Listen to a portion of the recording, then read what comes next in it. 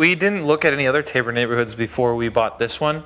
So we just we saw this house, we liked the way it was built and how it was all laid out. The storm shelter is pretty cool. The garage is pretty awesome. I like the garage, it's where my gym is.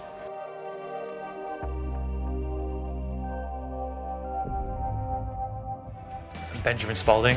I'm Breanne Otto. We live in the Park Place neighborhood. We purchased a move-in ready home. We were on a time crunch, And so we really loved the house already, as it was. it took us like 5 minutes to find the house. And we were like, oh, let's move into that one.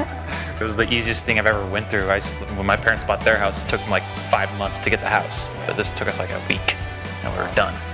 All the storage space, we loved it, but then we were like, oh, I don't know how much stuff we'll actually use, but it's actually really nice. The outside fireplace. Yeah. Never thought we'd use it. We've used it like 5 times. It's fantastic. I think we have already recommended to a couple of people that have like, well, I don't know if we should buy a house. I'm like, yeah, buy a house, do it.